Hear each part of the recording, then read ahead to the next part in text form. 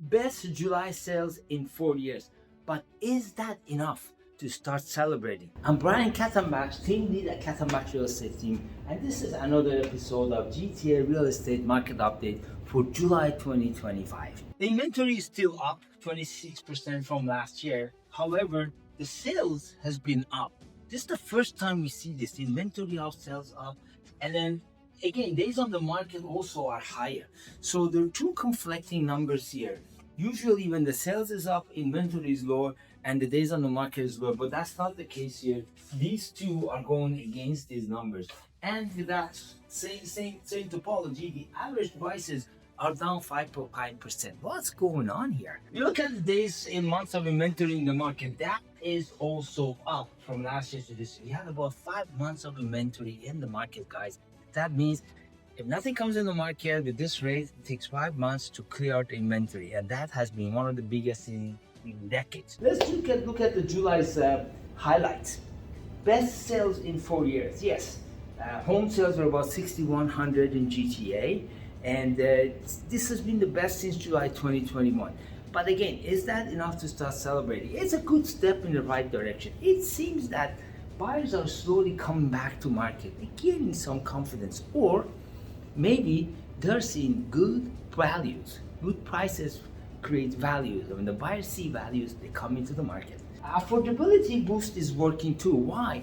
Because interest rates are lower than it was last year and the prices are coming down. So they're working in hand to hand together to bring the affordability down, and that's where some people can afford. Every time prices come down or interest rate goes down, more people will qualify, and therefore they'll start coming into market. A Bank of Canada hold their interest rates at 2.75.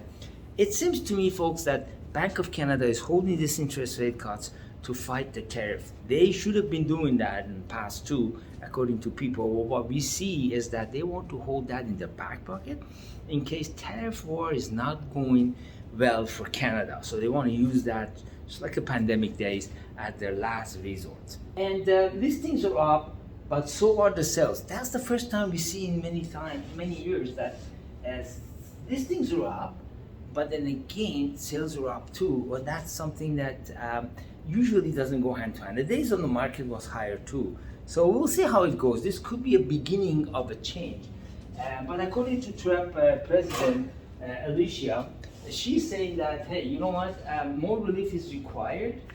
Well, I always think more relief is required. How much relief can we get? However, the borrowing costs are still concerned.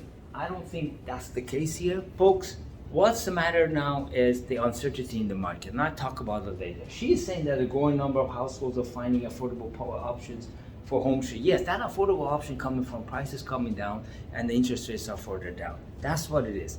The conclusion is this: July sales are up, prices are down, and buyers are back. That's a win.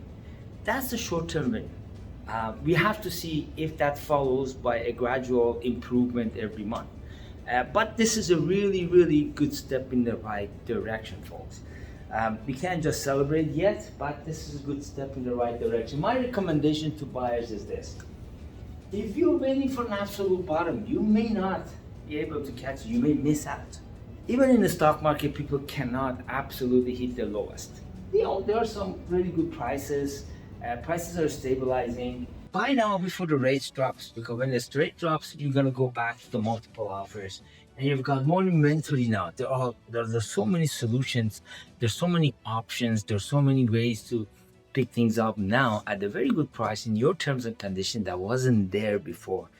And if you really think real estate as a long term, okay, you will be a winner in this market. If you're a seller, folks, this market is not going to change drastically or go back to peaks of the 2022 in a few months. That ain't gonna happen. It will eventually happen in years. But if you are somewhere that you need to move, you need to sell, if you need to downsize or you need to upsize, this is a time you gotta do it. In real estate and life, every day counts. You can't just wait 5 years to retire. You won't even know where you will be in 5 years. So take advantage. You know, it is what it is. This is the market. Who knows 5 years from now where we are? In long term, we are usually better, but you know, you gotta take advantage of your life as well. Every day counts. Move up, definitely you should do it now. Moving down, downsizing. There are some ways you can also save money there too. Maybe you're not going to the exact same house that you wanted. Maybe you're not getting as much money as you used to get, but that time is gone. You have to start enjoying life faster. But our recommendation is if you need to go to market and sell, these are the things. Price it right to attract the right buyer. Pricing strategy is everything in this market. Prep your home to the best. Your home needs to stand out as the best, most move-in ready, easy to buy home. And hire an agent that has the best marketing plan. Now, more important than any time, marketing is so important. And the agent's marketing is not just the advertising they do, how they follow up, how they get other people bring it an offer, how negotiate. Negotiation is part of your marketing. You got to be able to negotiate. Don't let the deal die. Work it out. Bring a win-win situation for everybody. And these are the times where good agents actually shine in that specific area. And the other thing is select the right timing. If it's a pool, July is a good time to sell a house. August is a good time to sell a house with a pool.